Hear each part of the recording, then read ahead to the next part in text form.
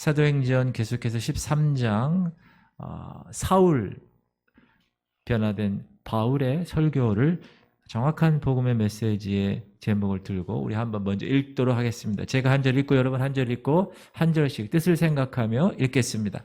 형제들아, 아브라함의 후손과 너희 중 하나님을 경외하는 사람들아, 이 구원의 말씀을 우리에게 보내셨거늘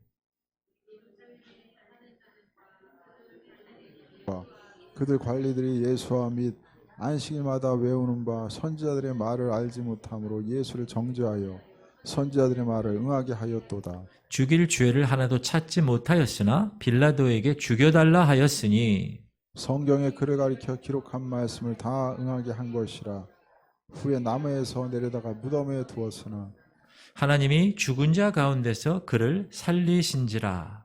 갈릴리로부터 예루살렘에 함께 올라간 사람들에게 여러 날 보이셨으니 그들이 이제 백성 앞에서 그의 증인이라. 우리도 조상들에게 주신 약속을 너희에게 전파하노니 곧 하나님이 예수를 일으키사 우리 자녀들에게 이 약속을 이루게 하셨다 함이라. 시편 2째 편에 기록한 바와 같이 너는 내 아들이라 오늘 너를 낳았다 하셨고, 또 하나님께서 죽은 자 가운데서 그를 일으키사 다시 썩음을 당하지 않게 하실 것을 가르쳐 이르시되 내가 다윗의 거룩하고 미쁜 은사를 너희에게 주리라 하셨으며, 또 다른 시편에 일렀으되 주의 거룩한 자로 썩음을 당하지 않게 하시자 하셨느니라.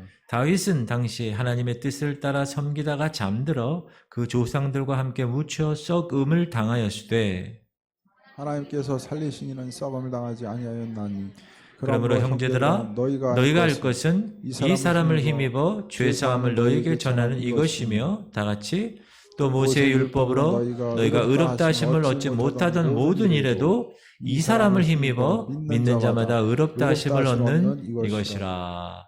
아멘. 할렐루야. 할렐루야. 사람들에게 있어서 첫 번째의 의미는 남다릅니다. 우리가 예전에 어렸을 때 첫 번째로 학교 간 날 기억하세요? 첫 번째로 월급 받은 날, 첫 번째로 사랑하는 사람을 만난 날, 결혼해서 첫 아이를 낳은 날, 그 아이가 걸은 날 기억나세요? 그 아이가 아빠, 그 아이가 엄마, 그 아이가 할머니, 할아버지 이렇게 처음 말한 날, 그리고 처음으로 회사에 출근한 날, 그리고 그 회사에서 첫 번째로 맡은 일을 잘 해나간 날. 첫 번째 의미가 각 사람에게는 다 있어요. 특히 그리스도인들에게 있어서도 마찬가지입니다. 첫 번째로 주님을 만난 날, 첫 번째로 교회 간 날, 첫 번째로 세대받은 날, 첫 번째로 전도한 날, 첫 번째로 직분 받은 날, 이런 날들. 첫 번째라는 것은 참으로 인상 깊기도 하고 영예롭기도 하고 추억을 일으키기에 충분한 것입니다. 오늘 본문 말씀은 바울의 첫 설교입니다. 저도 첫 번째 한 설교가 기억나요. 물론 바울이 지금 이 설교가 처음 설교는 아니지만 사도행전, 오늘 사도행전에 기록되어 있는 첫 설교로서 시작됩니다. 자, 바울이 지난 시간 기억하세요. 바울이 안디옥에서 파송을 받아서 방문한 첫 사역지가, 선교지로 파송한 첫 사역지가 어디라고 그랬죠? 어디요? 생각나요 이거? 네, 구브로 섬. 저 섬이 뭐같이 생겼다고요? 그건 생각나시네요. 안디옥 교회에서 바나바와 사울을 첫 선교지, 첫 선교사로 따로 세우시고 파송한 곳이 구브로라는 곳이에요. 거기 처음에 가서 어디에서 전도 접촉점을 발견했다고요? 회당. 그래서 그 회당에서 복음을 전하고, 왜 회당에 먼저 갔죠? 유대인들이 모여 있는 곳이고 유대인의 백그라운드가 그 후손으로 예수 그리스도가 나왔으니까 얘기하기가 편했기 때문에. 그리고 그 구브로 섬 총독의 서기오 바울이라는 사람이 복음을 영접받고, 그렇죠? 그리고 나서 그 다음에 어디로 갔냐 하면 비시디아 안디옥에 갔다 그래요. 비시디아 안디옥. 비시디아 안디옥이 지난 시간에 제가 얘기했어요. 자, 수리아 안디옥은 지금 바나바와 사울이 파송한 교회 오른쪽이죠. 예루살렘은 밑에 있고 쫙 올라갔다가 지금 구브로를 거쳐서 비시디아 안디옥은 12시 방향에 있는 곳입니다. 비시디아 안디옥은 바울을 파송한 수리아의 안디옥과 구분하기 위해서 항상 그 앞에 비시디아라는 말을 씁니다. 이 비시디아 안디옥은 헬라인들에 의해서 세워진 도시였습니다. 그리고 이곳이 지난 시간에 말씀드렸듯이 터키를 횡단하는 요충지의 도로가 있어서 로마에서 아주 중요한 도시로 로마 제국에 편입시켰고 로마 총독이 직접 와서 통치하던 도시가 바로 비시디안 안디옥이라는 곳이라고 말씀드렸습니다. 그리고 바울은 이곳에서도 동일하게 회당이라는 유대인들이 모여있는 회당이라는 곳에 가서 설교를 하기 시작한 겁니다. 자, 지금 이 당시에 특별히 이 도시에는 당시 세계적으로 맹위를 떨쳤던 세 가지의 세력이 있습니다. 첫 번째는 헬라의 철학적인 영향력입니다. 그리스 그쪽에 이 철학에 상당히 뛰어난 사람들이 많이 살았나 봐요. 그래서 헬라 철학 이렇게 얘기해요. 그리고 두 번째로 로마의 정치적인 영향력이 컸다는 거예요. 지금 정치적으로 로마가 아주 큰 일을 감당하고 있었다는 거예요. 그리고 세 번째는 유대인들 회당을 통해서 종교적인 영향력이 있었다. 그러니까 그 비시디안 안디옥이라는 그곳은 당시에 세 가지의 중요한 세력, 헬라 철학, 그리고 로마의 정치적 영향력, 그리고 유대의 종교적인 영향력이 같이 공존하는 곳이었다. 역사가 요세푸스라는 사람이 그 당시에 이 역사를 적었는데 그 사람이 이렇게 적었습니다. BC 200년경에 유대인의 2,000 가구가 이 비시디안 안디옥으로 이주를 한 거예요. 단체로. 2,000 가구면 상당히 많은 거죠. 이들 중에 많은 사람들이 그 비시디안 안디옥 남아서 회당을 짓고 그 회당을 중심으로 살아왔다고, 유대인이니까. 그래서 그 주변에 있는 이방인들에게 종교적인 영향력을 끼치게 된 겁니다.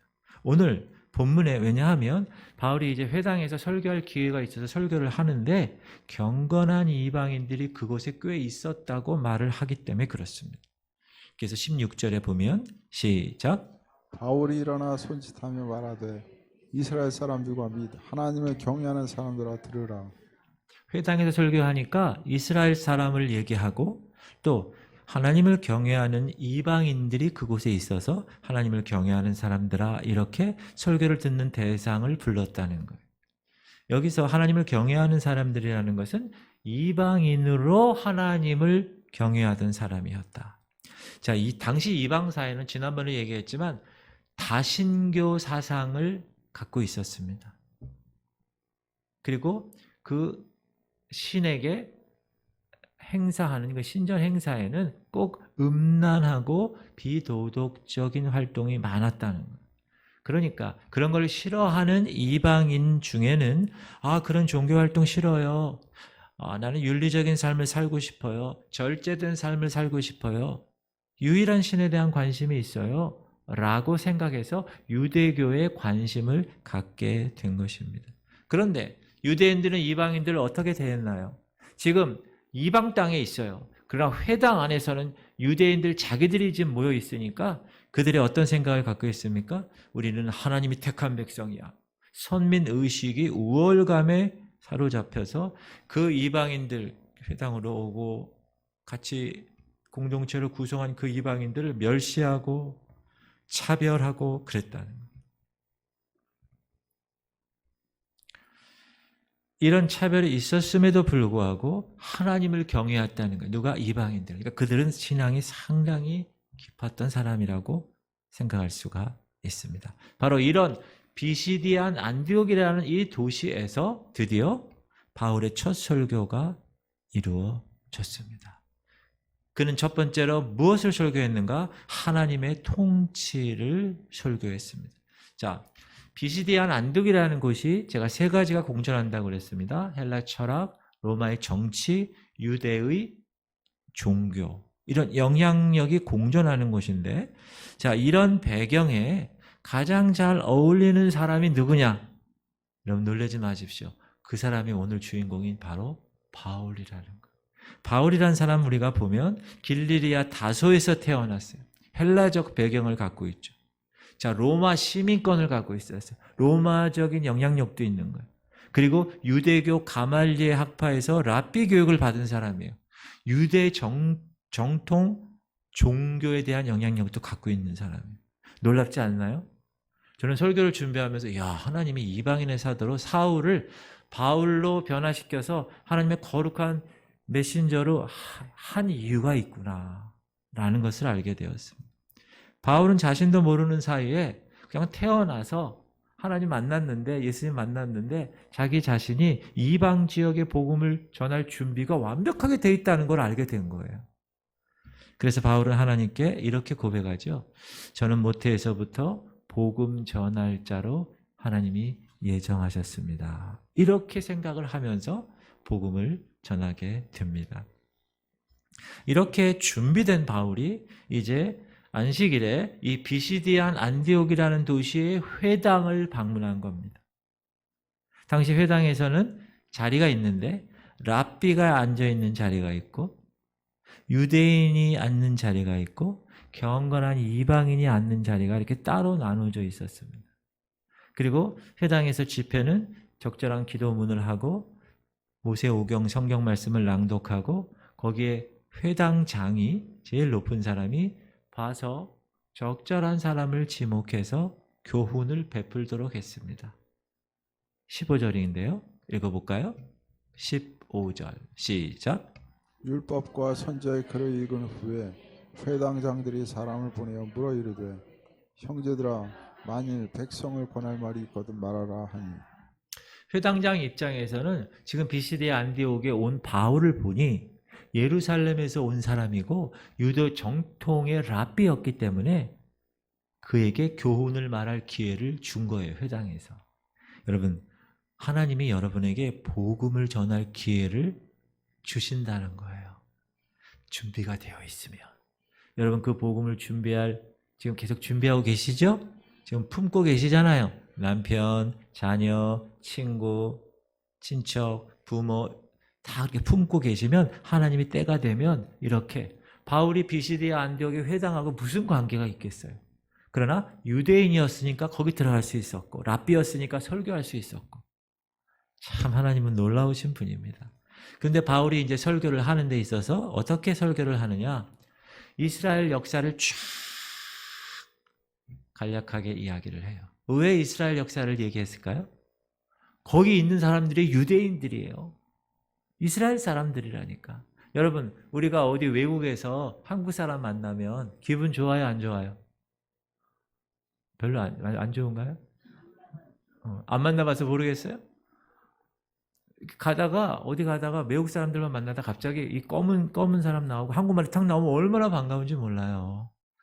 지금 이 비시디안 안디옥에서도 이 유대인 회당, 여기 이방인 지역인데 유대인 회당에서 이제 저기 예루살렘에 오신 랍비, 예루살렘에서 온 랍비, 이 바울이 설교를 하는 거니까 여기 있는 사람들이 얼마나 쫑긋하며 들었겠어요. 근데 말을 할 때 이스라엘 역사를 쫙 얘기하는 거니까 그래 그렇지. 그럼 고려시대 그래 아이고 그랬대. 조선시대 뭐 이렇게 우리나라로 치면 17절 시작. 이 이스라엘 백성이 하나님이 우리 조상들을 택하시고 애굽 땅에서 나그네된 그 백성을 높여 큰 권능으로 인도하여 내사 광야에서 약 40년간 그들의 소행을 참으시고.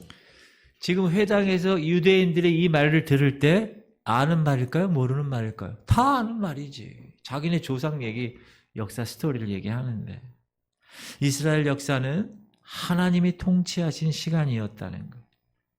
바울이 그걸 지금 탁 꼬집어서 얘기하는 거예요. 하나님이 우리 한 민족을 택하시고 애굽 땅에서 출애굽시켜서 해방시키시고 광야에서 그 어려운 시험, 그들의 불순종과 원망을 참으시면서까지 가나안 땅으로 인도하셨고, 그들이 가나안 땅에서 그 사람들과 살면서 어려움을 겪었을 때 사사들을 세우셨고, 극성스럽게 그들이 왕을 구했을 때 사울이라는 사람을 왕으로 주셨다.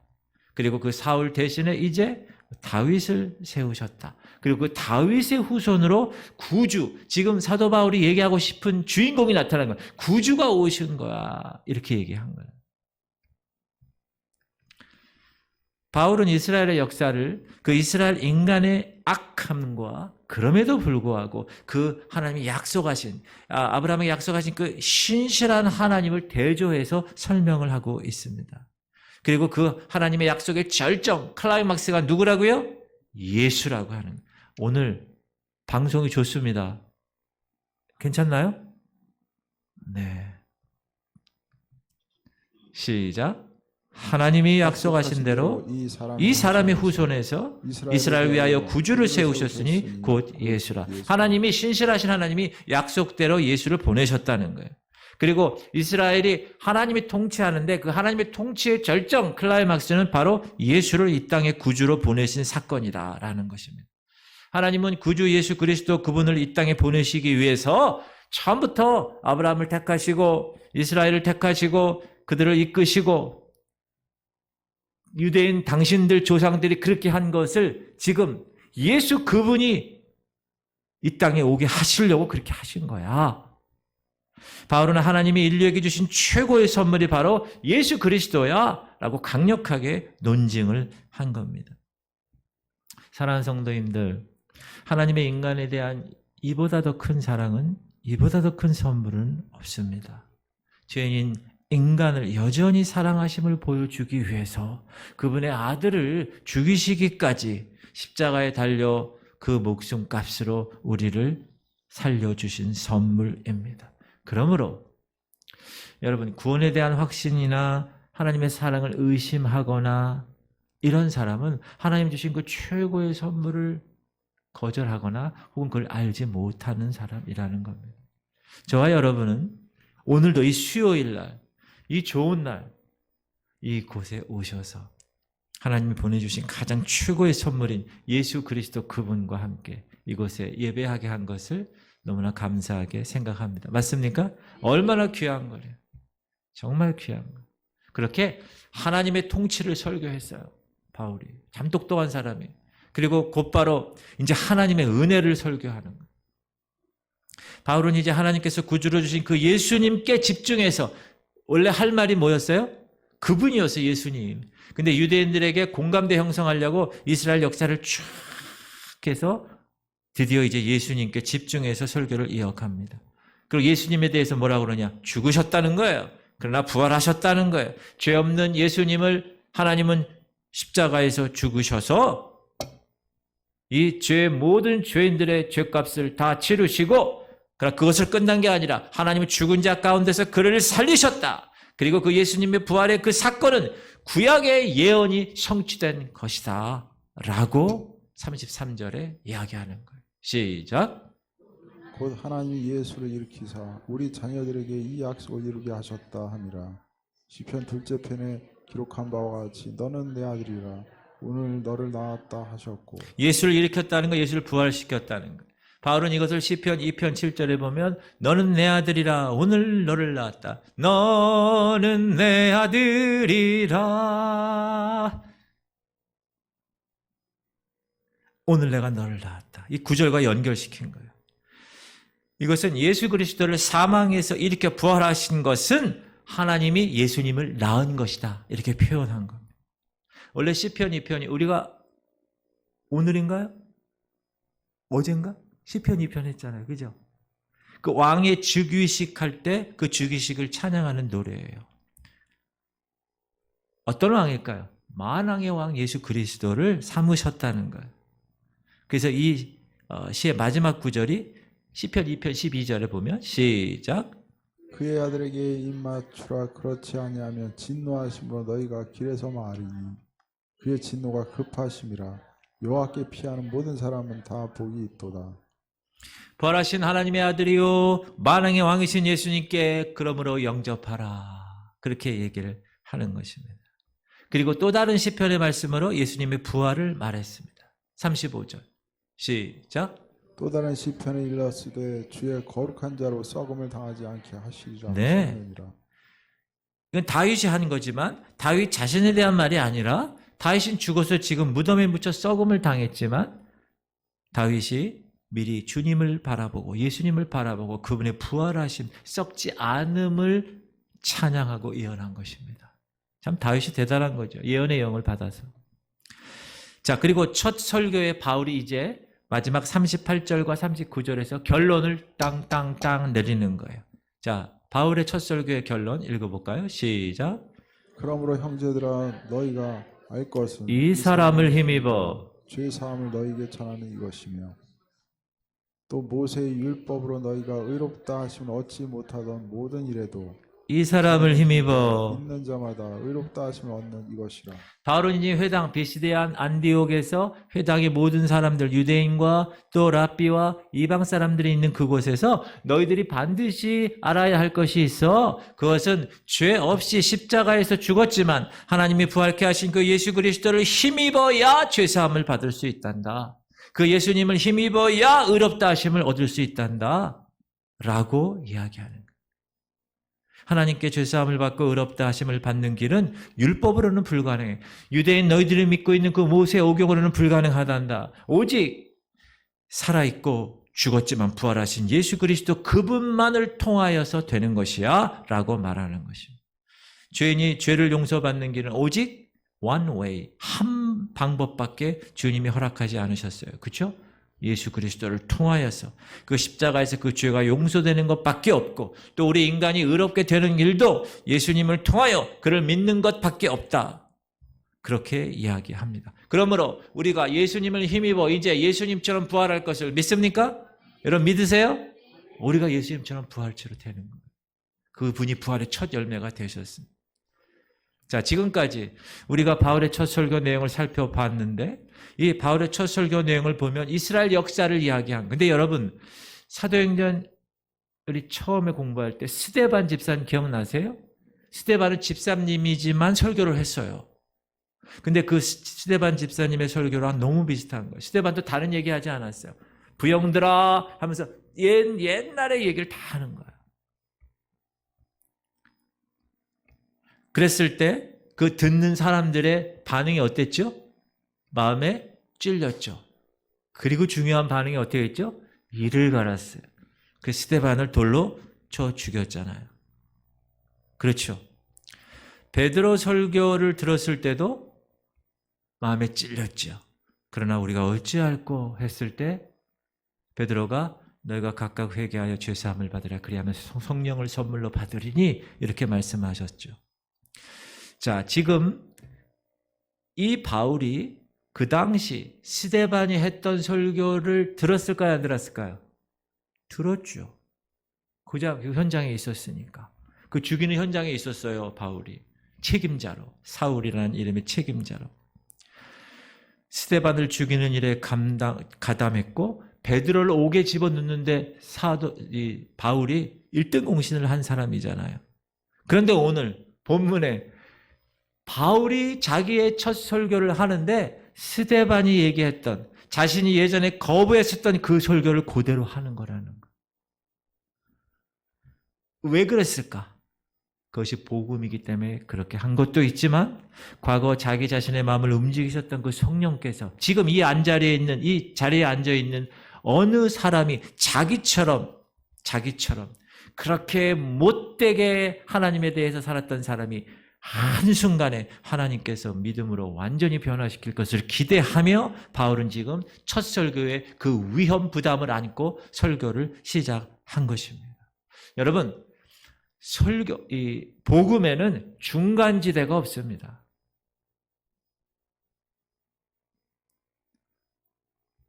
구원 아니면 멸망입니다. 중간에 양다리가 없는 거예요, 복음에는.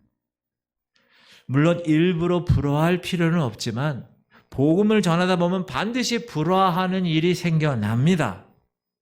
그래서 위험 부담을 지지 않으려고 사람들이 뭘 하죠? 복음을 잘 안 전하는 거예요. 사랑하는 성도님들, 복음에 대한 깊은 이해와 담대함으로 여러분이 품었던 그 태신자들, 여러분이 복음을 전하려고 기도하고 있는 그 사람에게 복음을 전하는 여러분 되시길 바랍니다. 여러분 가족에서부터 시작하십시오. 여러분 믿지 않는 남편, 예전에 교회 다녔는데 지금은 다니지 않는 자녀들, 그들부터 시작하는 거예요. 전하는 거예요. 복음에는 회색지대가 없는 거예요. 구원받아 천국 가는 길 아니면 믿지 못해 지옥 가는 길, 두 길밖에 없는 거예요. 그래서 위험 부담이 있어요. 불화하게 할 수도 있어요. 그러나 그럼에도 불구하고 복음을 전해야 합니다. 그것이 여러분의 불신 남편이 영원히 사는 길이고 여러분의 자녀가 영원히 사는 길이기 때문에 그렇습니다. 할렐루야. 자, 그렇다면 사람들이 이 사도 바울의 설교를 어떻게 응답했을까? 이 설교는요, 잔잔한 그 강물을 한바탕 휘저어 놓은 것 같은 결과를 얻게 된 거예요. 처음에는 유대인도 경건한 이방인도 관심을 보였습니다. 그런데 그 다음 안식일에 더 많은 사람들이 모였을 때, 하나님의 말씀을 듣고자 몰렸을 때, 그때 하나님의 말씀을 관심을 보였던 이방인들을 보고 이 유대인들은 어떤 생각을 했는가? 시작. 유대인들이 그 무리를 보고 시기가 가득하여 바울이 말한 것을 반박하고 비방하거나 시기심이 그 마음에 가득 찼다는. 유대인의 시기심이 이해가 가시나요? 충분히 이해가 가요.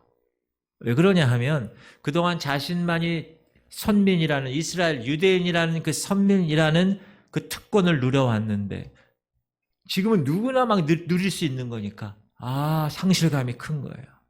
여러분, 부모님이 어느 날 여러분 아들과 딸로 이렇게 잘 키우다가 갑자기 어떤 양자를 한 명 데리고 왔어. 근데 그 양자를 너무너무나 사랑해, 엄마 아버지가. 그럼 여러분 자녀된 입장에서 여러분 마음이 어떨까요? 그 마음이 지금 유대인의 마음이라는 거예요.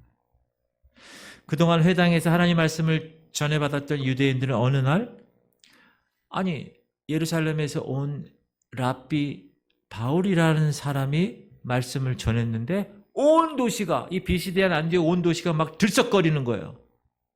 다 변화받는 거예요. 그러니까 마음이 씁쓸한 거예요. 이게 인간의 시기심입니다. 그래서 그 시기의 안경을 보고 바울을 바라보는 거예요. 그리고 바울을 비방하는 거예요. 그리고 바울을 반박하는 거예요. 여러분, 유대인의 시기심은 이해는 갈 수 있지만 정당한 것은 아닙니다. 오히려 유대인 일부만 누렸던 그 특권이 누구나 누릴 수 있게 된 것은 오히려 기뻐해야 할 일입니다. 우리는 우리 마음에 시기심과 미움과 분노, 이런 부정적인 생각이 들 때 그런 모습 나쁜 거라는 것을 알면서도 그것이 정당한가 한번 돌봐야 되는 것입니다. 왜냐하면 우리는 이 본성이 이 죄에 길들여져 있기 때문에 그런 시기, 다툼, 미움, 질투 이런 게 막 올라오는 거예요. 근데 이런 생각이 여러분 마음이 뺏기면 지는 거예요, 영적으로. 사랑하는 성도님들, 내 마음의 잘못된 감정에 대응하는 법을 배우고 내 마음의 잘못된 감정을 제어하는 힘을 키워나가시기를 주 이름으로 축원합니다. 유대인들이 시기심으로 반응했다면 이방인들은 어떤 반응을 했을까요? 반대요. 시작. 이방인들이 듣고 기뻐하여 하나님의 말씀을 찬송하며 영생을 주시기로 작정된 자는 다 참으로 비교되는. 유대인은 어떻게 반응했다고요? 시기심으로. 이방인은 기쁨으로 가득했다. 유대인은 반박했어요. 그러나 이방인은 찬송했어요. 유대인은 비방했어요. 그러나 이방인은 믿었다는 거예요. 이렇게 이방인들의 복음에 대한 열렬한 수용은 이미 예언된 것이었어요. 어디서? 구약의 이사야 선지자가 이렇게 이야기하는 것을 바울이 말하는 거예요. 시작. 주께서 이같이 우리에게 명하시되 내가 너를 이방의 빛으로 삼아 너로 땅끝까지 구원하게 하리라 하셨느니라. 하나님은 예수 그리스도 그분을 이방의 빛으로 삼아 땅 끝까지 구원하시는 분이라는 것을 이미 이사야서에서 하나님이 예언한 그 사실을 이 사도 바울이 알았어요. 그리고 바울의 첫 설교 현장에서 그 말씀이 성취된 것입니다. 할렐루야. 바울의 첫 설교는 회당에서 이루어졌습니다. 그래서 유대인의 역사, 성경의 이야기를 시작해서 예수 그리스도의 복음으로 이어졌습니다. 사도행전에 바울이 이방인을 대상으로 설교하는 장면도 등장합니다. 지금은 유대인을 대상으로 설교한 거였어요. 근데 다른 곳에 가면 이방인을 대상으로 설교할 때 어떻게 설교하느냐? 하나님의 존재를 이야기하기 위해서 자연 만물을 이야기해요. 그리고 그것을 바라봤을 때 그것을 지으신 절대자를 이야기해요. 그리고 그것을 예수 그리스도의 복음과 연결시켜요. 여기서 우리가 알 수 있는 것은 사도 바울은 복음을 전할 때 그 대상인 누군가에 대해서 고려하고 전했다는 거예요. 유대인은 유대인에 맞게 유대인의 역사를 얘기하면서 복음을 전했고 그 구약에서 얘기하던 그 예언자가 바로 예수야 이렇게. 그리고 이방인에게 있어서는 하나님께서 허락하신 그 자연 만물의 그 계시를 통하여 자연 계시를 통하여서 그것을 예수 그리스도 복음으로 연결한 것입니다. 여러분 우리가 복음을 전할 때는 따라합시다. 그 대상의 입장에서 전도해야 합니다. 우리가 복음 전하는 자가 되기 위해서는 믿지 않는 사람들의 그 삶과 여러분이 품고 있는 그 사람들의 삶에 관심을 가져야 됩니다. 그리고 그들의 삶이 지금 어떻게 예수 그리스도와 연결되어 있는가를 잘 살펴봐야 됩니다. 그래야 그 복음의 전함이 그 사람들에게 열매가 맺혀지는 것입니다. 사랑하는 성도님들, 바울을 통해 전해졌던 그 복음이 오늘 저와 여러분을 통해서 이 교회를 통해서도 동일하게 전해지기를 간절히 소원합니다. 우리의 눈을 열어서 복음이 필요한 이들의 마음을 여러분 보실 수 있어야 됩니다. 여러분 주변에 계속 기도하면서 여러분 하나님 어떻게 할까요? 그럼 하나님이요 준비가 되잖아요. 그럼 딱 붙여줘요 사람을. 그러면 그 사람을 품고 계속 기도하는 거예요. 그렇게 기도하는 가운데 하나님이 하시는 거예요. 복음을 전하는 것은 우리가 하지만 그 사람이 변화되어서 완벽히 하나님의 자녀로 돌아오는 것은 누가 하는 거예요? 여러분이 하는 거예요?